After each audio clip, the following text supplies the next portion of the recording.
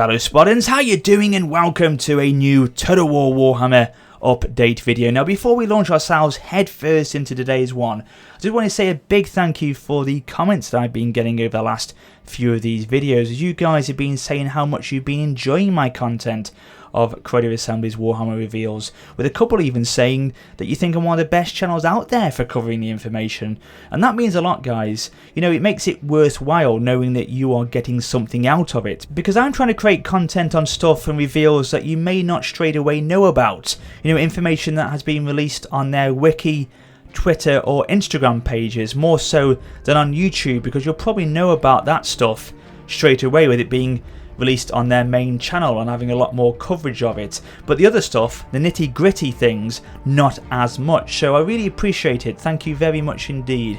So today, Creative Assembly released a blog about the ins and outs of how money will work in Warhammer and what the best and most effective way will be for you to accumulate it and spend it.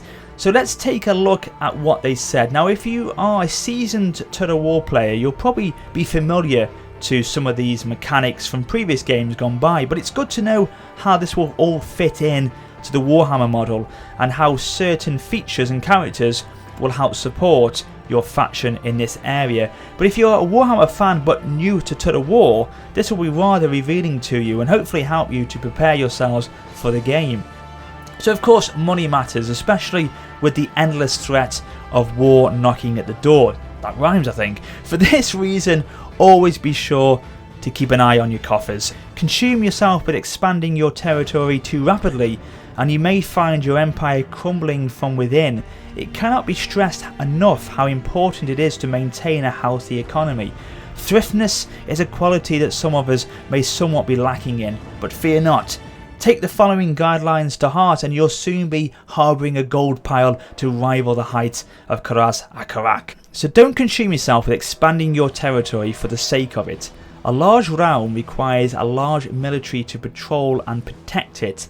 It's often more efficient to grow organically, developing the infrastructure within your existing settlements to allow you to support more troops before going on to seize and develop more territory. Upgrading multiple settlements simultaneously is costly and can leave your treasury depleted. Consider prowling the map, sacking what settlements you can. This can generate a healthy income that can be used to finance your pathway to victory. So don't ignore settlement upgrades which provide income. Combining these with recruitment structures will allow you to afford to recruit and maintain more powerful units. Regular raiding is an excellent way to offset a proportion of an army's upkeep costs and will also impact public order in the province you are raiding.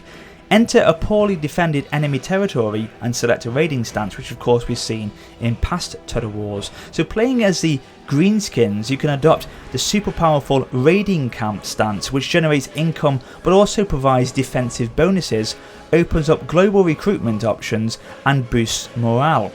Many races have technologies which increase their income in some way or offset the costs of maintaining troops. Prioritising these is a great way of generating or freeing up cash to develop infrastructure or recruit new units. Signing trade agreements via diplomacy can provide a steady source of income. The value of these trade agreements rises depending on how many unique resources there are present in the territory you control. Signing trade agreements and capturing territory with resources present to boost trade income is an effective strategy. Another potential source of income via diplomacy is the option to make your faction your vassal if you are significantly more powerful than them.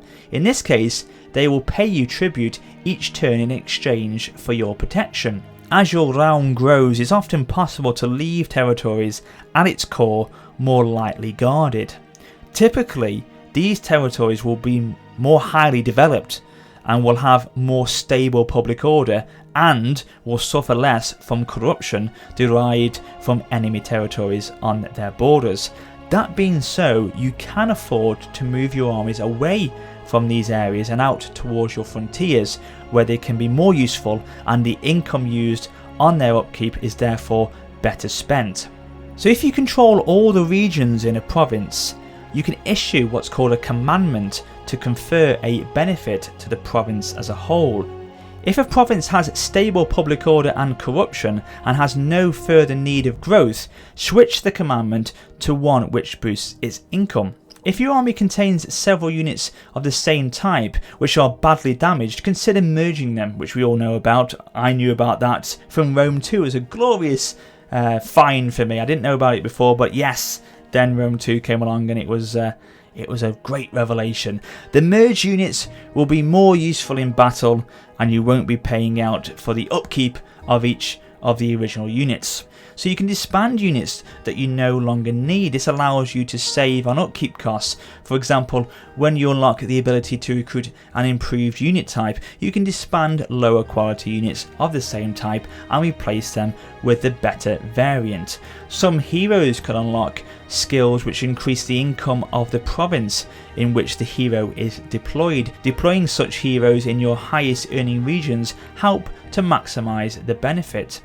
Your faction capital at the start of the game has the capacity to achieve a higher income than any other settlement. Retaining possession of it or recapturing it if it is taken should be your priority.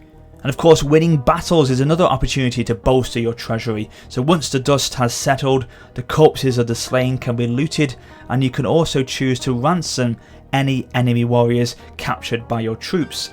Your lords can gain followers whose expertise brings with it a variety of benefits, some which are financial in nature. Exchanging such followers between your lords allows you to maximise these benefits. For example, a follower who reduces upkeep for infantry units would be best deployed with a lord who has a lot of high upkeep infantry in his army.